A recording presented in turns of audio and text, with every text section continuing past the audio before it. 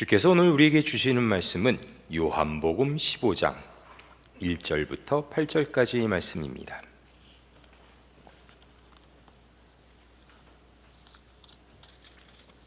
요한복음 15장 1절부터 8절까지의 말씀, 제가 가진 성경으로 신약성경 173페이지에 있습니다.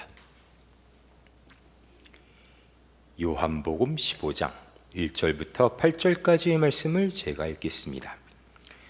나는 참 포도나무요 내 아버지는 농부라. 물은 내게 붙어 있어 열매를 맺지 아니하는 가지는 아버지께서 그것을 제거해 버리시고, 무릇 열매를 맺는 가지는 더 열매를 맺게 하려 하여 그것을 깨끗하게 하시느니라. 너희는 내가 알려준 말로 이미 깨끗하여졌으니 내 안에 거하라. 나도 너희 안에 거하리라. 가지가 포도나무에 붙어 있지 아니하면 스스로 열매를 맺을 수 없음 같이 너희도 내 안에 있지 아니하면 그리하리라. 나는 포도나무요 너희는 가지라. 그가 내 안에 내가 그 안에 거하면 사람이 열매를 많이 맺나니 나를 떠나서는 너희가 아무것도 할 수 없음이라. 사람이 내 안에 거하지 아니하면 가시처럼 밖에 버려져 마르나니 사람들이 그것을 모아다가 불에 던져 사르느니라. 너희가 내 안에 거하고 내 말이 너희 안에 거하면 무엇이든지 원하는 대로 구하라. 그리하면 이루리라. 너희가 열매를 많이 맺으면 네 아버지께서 영광을 받으실 것이요 너희는 내 제자가 되리라. 감사합니다.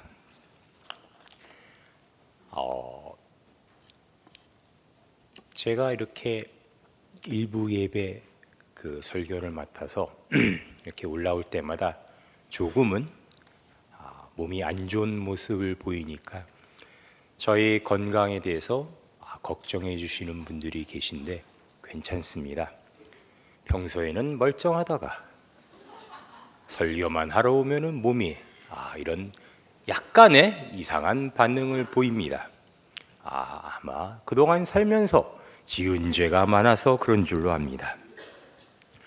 오늘 보신 요한복음 15장 1절부터 8절까지의 말씀을 보면 우리가 너무나도 잘 아는 예수 그리스도께서 주시는 참 포도나무와 가지의 비유가 나옵니다. 일견 굉장히 상식적인 이야기죠.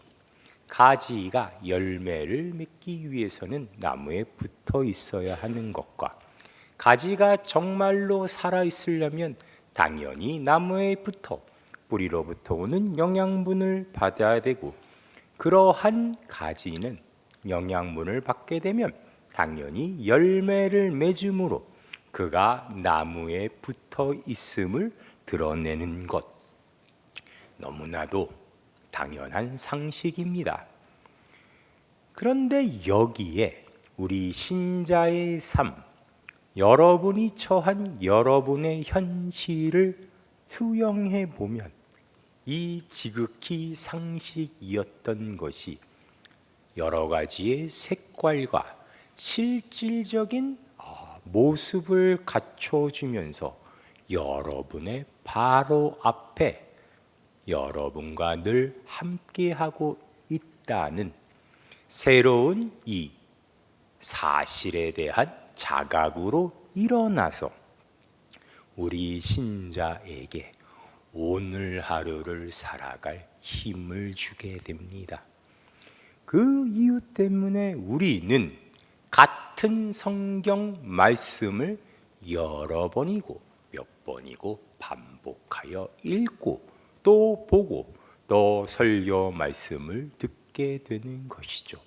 한 번 듣고 내가 그 내용이 뭔지 이해했고 알았어 하고 끝나는 게 아니라 우리의 현실에서 이 말씀들이, 주께서 우리에게 주신 이 복음이 어떻게 살아 숨쉬는가를 우리는 목격하기 때문에 매번 읽게 되는 이 성경 말씀이 늘 새로운 뜻과 감동으로 우리에게 다가오는 겁니다.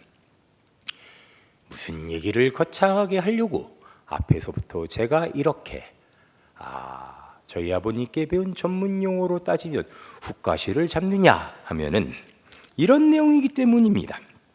생각해 보면 여기서 얘기하는 참된 가지는 열매를 맺습니다. 나무에 붙어 살아있는 가지는 열매를 맺죠.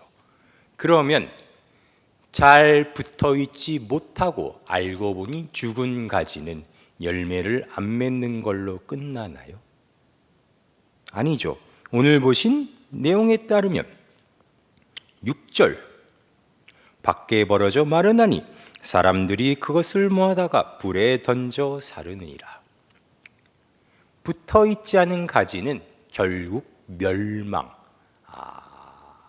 우리 성경적으로 얘기하면 심판을 받게 됩니다. 그럼 다시 봅시다.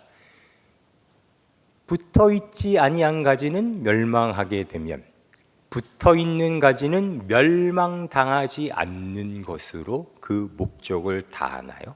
아니죠. 방금 얘기했던 그 설명을 반복하자면 살아있는 가지는 열매를 맺는다고 나와 있습니다. 다시 말해 죽음의 반대는 죽지 않음 수준으로 끝나지 않고 열매를 맺는 곳으로 가야 한다고 나와 있습니다. 여기에 제가 지금 드린 우리 신앙의 신자의 생활에 그 현실에 우리한테 주어진 우리의 인생의 목적이 들어있는 겁니다. 예수 믿어 구원받은 것은 어찌 보면 성경의 역사 내내 우리를 향한 하나님의 목적같이 표현됐지만 그 목적은 단순히 거기서 멈추는 목적이 아니라 우리로 하여금 열매를 맺게 하는 것까지 나아가고 있으니 예수 그리스도를 통해서 드디어 우리에게 드러난 겁니다. 그러니까 우리가 교회 생활을 하면서 늘 가졌던 질문, 예수님이 나를 위해 십자가에 달리셨고 하나님이 내가 믿기도 전부터 나를 택정하셔서 구원하기로 약속하셨고 그 약속은 영원히 불변하다고 하면 나는 지금부터 천국 갈 때까지 개판쳐도 되겠네 라는 질문을 정면으로 반박하는 내용이라는 거죠. 어린 반푼 없이도 없는 소리다. 왜요? 너를 살리는 것만이 목적이 아니라 내가 열매를 많이 맺게 하는 것이 목적이었기 때문이다. 그 목적은 어떻게 이루어지고 있었느냐? 그 얘기까지 오늘 보신 이 요한복음 15장에 나오는 겁니다. 한 번도 우리가 그동안 깊이 들여다보지 않았던 내용으로 이 이야기를 이해해 봅시다. 저는 농사를 져본 적이 없어서 지식이 일천하지만 여러분 앞에서 하여튼 설명해 보려고 최선을 다해 보겠습니다. 사과나무라고 칩시다. 사과나무에 배나무 가지가 붙어 열매를 맺는다는 것은 어불성설이겠죠. 즉, 그 어떤 나무에 가지가 그 나무에 붙어 열매를 맺는다는 것은 단순히 어떤 이 영양분을 받는 그러한 통로가 나무와 연결됨을 의미하는 게 아니라 이제 보니 가지가 그 나무, 그 뿌리로부터 나무의 본질과 같아진다는 뜻입니다. 사과나무에 사과를 열리게 하는 가지가 되기 위해서는 그 가지도 반드시 사과나무 가지가 되어야 했던 것이죠. 그 이야기를 예수 그리스도께서는 이어서 이렇게 설명하고 있습니다. 9절 아버지께서 나를 사랑하신 것 같이 나도 너희를 사랑하였으니 나의 사랑 안에 거하라. 내가 아버지의 계명을 지켜 그의 사랑 안에 거하는 것 같이 너희도 내 계명을 지키면 내 사랑 안에 거하리라. 내가 이것을 너희에게 이름은 내 기쁨이 너희 안에 있어 너희 기쁨을 충만하게 하려 함이라. 이 내가 아버지와 같이 사랑 안에 거하는 것처럼 너희도 내 안에 거하라. 사랑 안에 거하라. 너희도 서로 사랑하라 하는 것은 나를 닮아 너희가 이제 나와 아버지와 같은 본질, 즉 같은 성품을 지닌 존재가 되어야 한다. 내가 그렇게 너희를 그런 존재로 만들겠다. 그래서 12절 내 계명은 곧 내가 너희를 사랑한 것 같이 너희도 서로 사랑하라는 이것이니, 이어져서 사람이 친구를 위하여 자기 목숨을 버리면 이보다 더 큰 사랑이 없나니 너희는 내가 명하는 대로 행하면 곧 나의 친구라. 이제부터는 너희를 종이라 하지 아니하니니 종은 주인이 하는 것을 알지 못함이라. 너희를 친구라 하였노니 내가 내 아버지께 들은 것을 다 너희에게 알게 하였음이라. 예수께서 그래서 우리를 친구라고 합니다. 우리는 다 예수님의 친구가 되었습니다. 그렇죠? 여러분은 여러분께서 예수님의 친구가 되었음을 믿으십니까? 그러면 나중에 천국 가셔서 예수님을 만나면 뭐라고 부르실 겁니까? 어이 친구, 어이 예수 그러실 겁니까? 상식적으로 봐도 그러면 너무 불경스러운 것이겠죠. 예수와 친구가 됐다는 건 뭘 의미합니까? 맘먹자는 의미가 아니라 지금 보신 이 얘기하면 예수님은 우리가 친구가 되었음을 종과 대조하여 설명하십니다. 종은 주인이 하는 것을 알지 못한다. 그러나 친구는 뭐라고요? 예수께서 우리를 친구라 하신 이유는 내가 아버지께 들은 것을 다 너희에게 알게 하였습니다. 아버지께 들은 것, 아버지의 목적, 아버지의 어떤 품은 뜻, 아버지의 성품도 이 모든 것에 들어가지만 기본적으로 아버지가 아들에게 알려준 것, 다시 말해 창세전부터 아버지와 아들만 알고 있던 것. 아버지는 아들과 함께 하나님이시고 이 세상을 창조한 주이시오. 그 아들은 아버지로부터 이 세상에 와 우리를 구원하는 메시아였다는 사실, 그거를 너희에게 다 알게 하였다라는 뜻입니다. 가지가 되어서 그 나무와 같은 본질을 갖게 된다는 것은, 같은 성품을 갖게 된다는 것은 우리가 하나님처럼 거룩하고 죄가 없고 뭐라 그럴까요? 어떠한 고난과 고통으로부터도 이제 거리를 두고 마음의 평정심이 흐트러지지 않고 늘 온유한 사람이 되었다라는 수준으로 멈추는 게 아니라 예수 그리스도만 알고 있던 그러한 사실도 우리가 알게 되고, 그 예수와 함께 우리도 하나님과 그 아들이 사랑하는 사랑에 동참하는 자가 되었다라는 이야기가 됩니다. 이것을 다 종합하여 우리가 가지가 되었다라고 얘기를 하는 겁니다.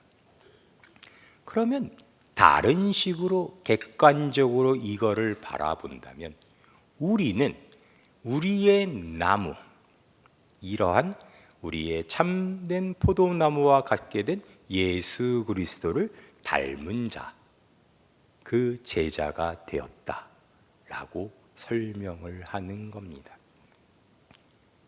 여기에 기독교가 그동안 숨겨왔던 놀라운 비밀이 있으니 아직 너무 은혜 받지 아니하시기 바랍니다. 왜냐하면 지금부터 여러분께 알려드릴 이 비밀은 너무나 놀랍고 크기 때문입니다. 우리가 가지가 되는 것, 열매 맺는 자들이 되는 것, 그래서 예수 그리스도의 본질과 닮게 된다는 것은 우리에게 이것을 의미하기 때문입니다. 빌립보서 2장 1절로 가봅시다.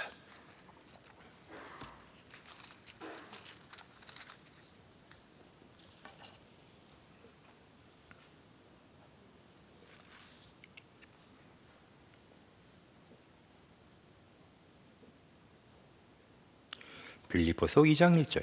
그러므로 그리스도 안에 무슨 권면이나 사랑에 무슨 위로나 성령에 무슨 교제나 긍휼이나 자비가 있거든 마음을 같이하여 같은 사랑을 가지고 뜻을 합하여 한 마음을 품어 아무 미련든지 다툼이나 허영을 하지 말고 오직 겸손한 마음으로 각각 자기보다 남을 낮게 여기고 각각 자기 일을 돌볼 뿐더러 또한 각각 다른 사람들의 일을 돌보아 나의 기쁨을 충만하게 하라.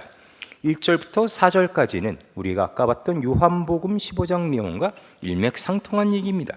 그런데 다음 절 너희 안에 이 마음을 품으라 곧 그리스도 예수의 마음이니 그는 근본 하나님의 본체시나 하나님과 동등됨을 취할 것으로 여기지 아니하시고 오히려 자기를 비워 종의 형체를 가지사 사람들과 같이 되셨고 사람의 모양으로 나타나사 자기를 낮추시고 죽기까지 복종하셨으니 곧 십자가의 죽으심이라. 이러므로 하나님이 그를 지극히 높여 모든 이름 위에 뛰어난 이름을 주사 하늘에 있는 자들과 땅에 있는 자들과 땅 아래 있는 자들로 모든 무릎을 예수의 이름에 꿇게 하시고 모든 입으로 예수 그리스도를 주라 시인하게 하여 하나님 아버지께 영광을 돌리게 하셨느니라. 이 9절부터 11절까지는 그렇다고 칩시다. 이 중간에 나오는 예수 그리스도의 성품, 그가 이 땅에 와서 하신 사역, 그러니까 우리가 이제 닮게 된 가지로서 우리가 붙어있게 된 이 나무의 본질은 그는 원래 하나님의 본체이신데 동등됨을 취할 것을 여기지 아니하시고 종의 형체를 가지시고 사람들과 같이 되시고 자기를 낮추시고 죽기까지 복종하셨답니다. 좋은 말로 열심히 설명해 놨는데 쉽게 표현하자면 이 세상에서 가장 볼품 없는 자가 되셨답니다. 가장 낮은 자, 흠모할 것이 하나도 없는 자. 그래서 그 나무에 붙은 가지는 담과 같은 꼬라지가 되고 말았습니다. 고린도전서 4장.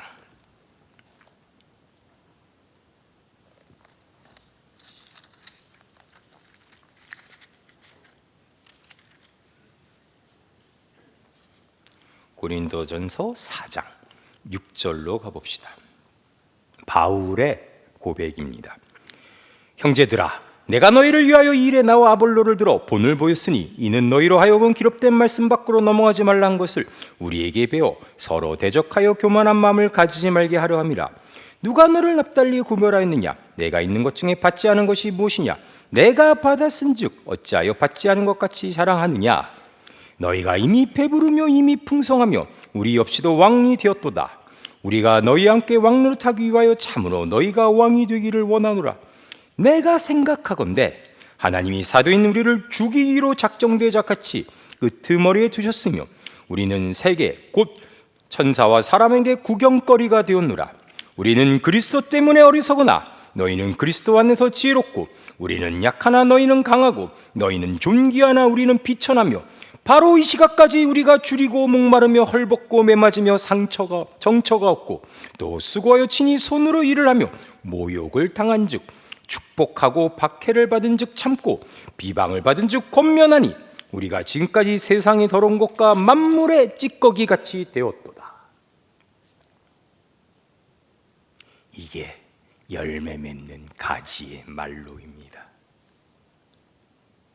본체인 예수 그리스도를 쫓아 이 세상에 가장 하찮은 존재가 되었습니다.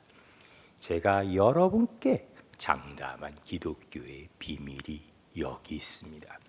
예수를 믿어 예수에 붙은 가지가 되고 열매를 맺으시는 그러한 살아있는 하나님의 자녀가 되셨다면 우리는 한 명도 빠짐없이 이 결과, 이 현실에 갇히게 됩니다. 단도직입적으로 말해 예수를 믿으면 망합니다. 우리의 상식으로 예수를 믿어 열매를 맺는 가지가 되면 그동안 우리가 믿었던 세상의 가치 판단으로 우리 스스로를 점검하면 우리는 변명할 수 없이 망해가는 중입니다. 우리가 생각하는 그 찬란한 영광도 명예도 권력도 우리에겐 없고 예수 그리스도의 모범을 쫓아 이 땅에서 같이 예수 때문에 고통받고 고난받는 일밖에 없는 거죠. 그래서 이 봉급 모신 고린도전서 4장 10절의 바울의 이야기는 우리에게 너무나도 치명적인, 요새 말로 팩폭으로 다가옵니다. 우리는 그리스도 때문에 어리석으나 너희는 그리스도 안에서 지혜롭고, 우리는 약하나 너희는 강하고, 너희는 존귀하나 우리는 비천하며. 왜 이런 일이 벌어집니까? 다 같은 하나님의 자녀요, 다 같은 성도인데 왜 바울은 고린도 교회 교인들에게 니들은 이렇게 잘나고 행복하고 다 풍성하고 좋은데 니들을 위해 우리는 핍박받고 굶주리고 세상의 찌끄러기처럼 되었다. 왜 하나님은 이렇게 차별하시죠? 바울의 이야기를 이해하자면 이런 겁니다. 바울이 이 세상에 선포하는 자기가 맺은 열매가 이 편지에 얘기하는 너희, 즉 교회이기 때문이죠. 우리가 그리스도의 모범을 쫓아 그의 고난의 현실에 동참하여 그의 가지가 되어 함께 맺은 열매가 바로 교회, 우리 교우, 우리의 성도들, 우리의 이웃이 되기 때문이었습니다. 어떻게 이런 일이 가능할까요? 어떻게 하나님은 일을 이렇게 하시는 걸까요? 도통 이해할 수가 없습니다. 왜? 다 같이 좀 잘 살고 다 같이 좀 편하면 좋은데 왜 우리는 희생해야 되고 왜 우리는 비참해야 합니까? 네? 왜 우리의 이웃을 위해, 왜 아직 하나님을 모르는 자들을 위해 여기까지 해야 합니까? 이것에 우리가 가지됨, 다시 처음에 설명을 반복해서 말씀드리자면 우리의 본질이 바뀌었음은 이 모든 이해 못하지 않은 것에 대한 사실상의 실마리가 됩니다. 제가 생각해도 방금 무슨 말을 하는지 모르겠습니다. 그래서 성경의 도움을 한 번 더 받아봅시다.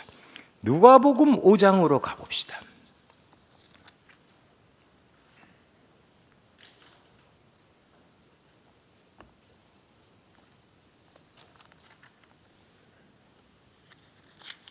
죄송합니다. 누가복음 15장입니다.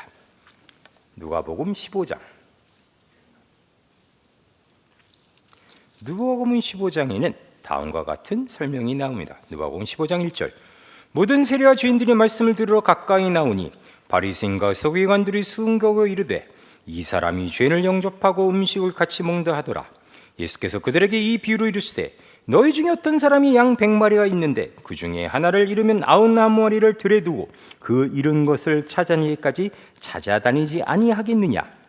또 찾아낸즉 즐거웠게 매고 집에 와서 그 벗과 이웃을 불러 모으고 말하되 나와 함께 즐기자.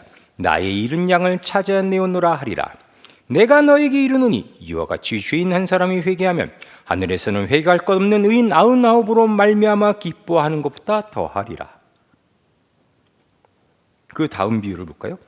어떤 여자가 10드라크마가 있는데 하나를 잃으면 등불을 켜고 집을 쓸며 찾아내기까지 부지런히 찾지 아니하겠느냐.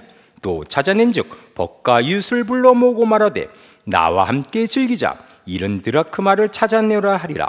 내가 너희에게 이르노니 이와 같이 죄인 한 사람이 회개하면 하나님의 사자들 앞에 기쁨이 되느라. 이거는 이 비유 자체로는 우리의 이성으로 이해가 안 됩니다. 처음 비유를 볼까요? 양 100마리 중에 한 마리를 잃어버렸다고 99마리를 들판에 내팽겨치고 그 한 마리를 찾느냐고요? 이런 말도 안 되는 어리석은 행위가 어디 있습니까? 99마리 가치가 영 한 마리 가치보다 어떻게 덜 할 수가 있습니까? 그 다음 비유도 마찬가지입니다. 갑자기 한국말이 생각이 안 나네요. 9개의 드라크마가 한 드라크마의 가치보다 덜 할 수가 있습니까? 근데 이 양주인과 이 드라크마의 주인은 이 하나에 너무 기뻐합니다. 이 하나로 마치 91마리의 양과 이 9 드라크마는 아무런 가치가 없는 것처럼 행동합니다. 마치 차별받는 것 같죠. 어떻게 이게 말이 되는 이야기가 될까요?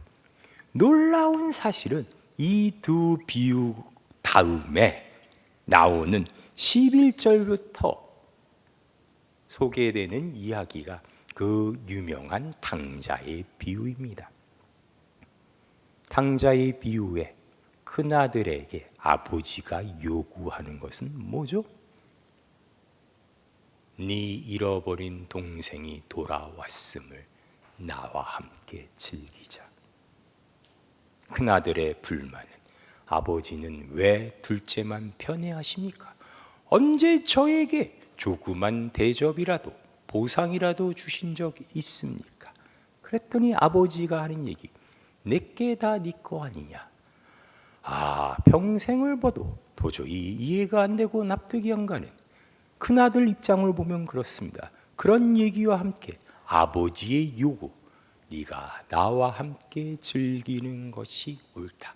네가 진정 나의 큰아들이고 내가 항상 너와 함께 있어 나의 나무에 붙은 가지가 되어 열매를 맺는 가지라면 너의 본질은, 너의 성품은 나와 닮아 있는 게 옳다. 앞에 비유로 볼까요? 우리는 그 99 드라크마가 된 거고, 99마리의 양이 된 거고 9개의 드라크마가 된 겁니다.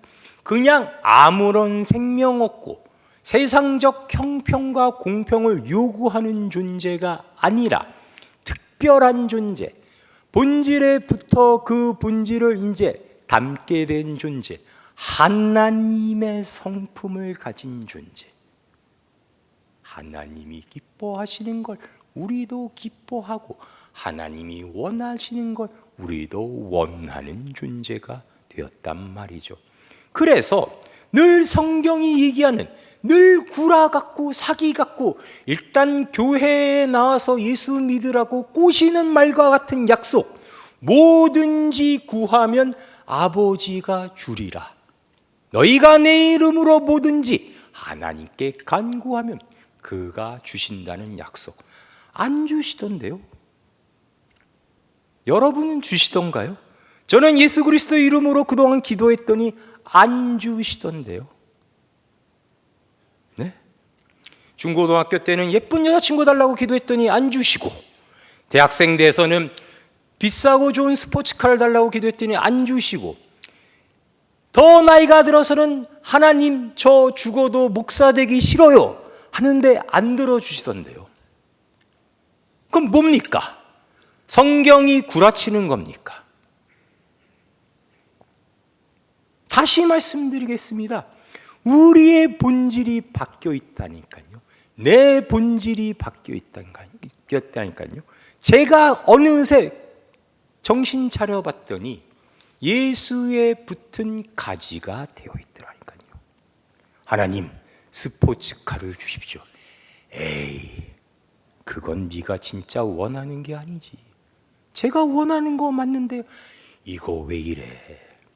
내가 너를 위하여 내 독생자를 보내 십자가에 달리게 하여 너를 거듭나게 했는데, 내가 항상 너의 곁에 있어 너는 나를 닮은 자가 됐는데 그게 네가 원하는 게 아니지. 그럼 제가 원하는 건 뭔가요? 열매 맺는 거지.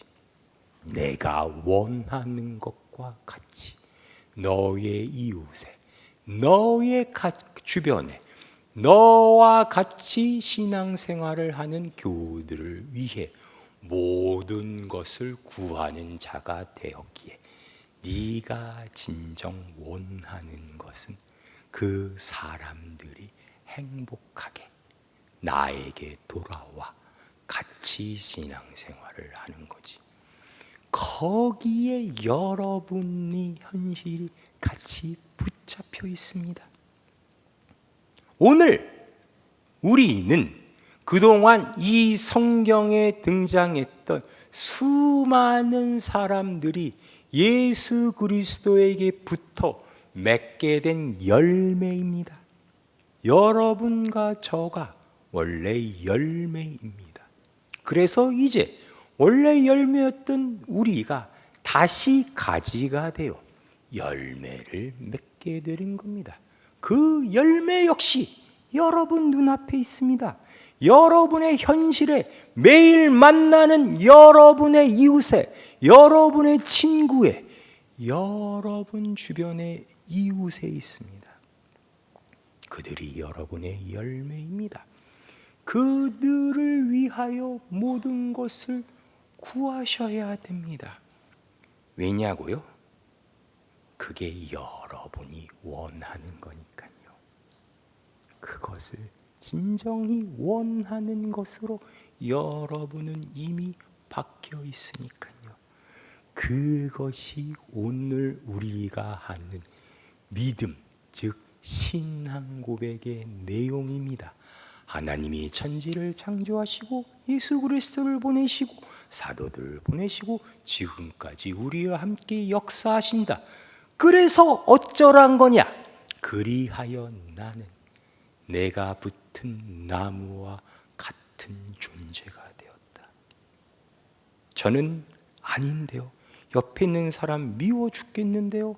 저 새끼가 쓰러지는 꼴을 봐야만 내 속이 풀리겠는데요. 믿음이 약하셔서 그렇습니다. 여러분의 믿음은 그 어떤 종교적 행위나 의식이나 여러분이 생각한 어떤 그런 윤리 도덕적인 모습으로 나오는 게 아니라 여러분의 주변의 열매들을 위한 것에 있습니다. 그것이 설령 여러분의 원수일지라도 예수 그리스도께서는 여러분의 원수가 줄이거든 그를 배채우고 그가 목마르거든 그에게 물을 주라고 하셨습니다. 잘난 척더라고 하라고 너희가 어떤 공로를 세워 뭐라 그럴까? 여러분의 보상을 받으라는 게 아니라 여러분이 예수와 함께 닮은 존재니까 그렇게 말씀을 하신 겁니다. 오늘 우리의 믿음이 우리의 신자된 형실이 우리의 명예가 우리 앞에 있는 우리의 열매와 함께 있음을 믿으셔야 합니다. 하나님은 여러분 안에 계십니다. 기도하시겠습니다.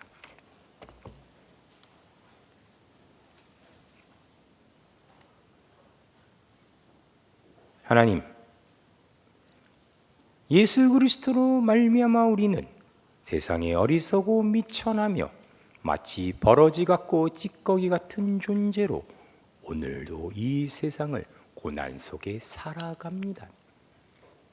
이것이 우리가 실패하는 자요, 망하는 자요, 우리가 잘못된 길로 가는 것이 아니라 이 모두가 예수를 닮은 존재로 거듭나 이 세상을 살아가고 있는 증거임을 우리가 알 수 있는 믿음을 우리에게 허락하여 주시옵소서.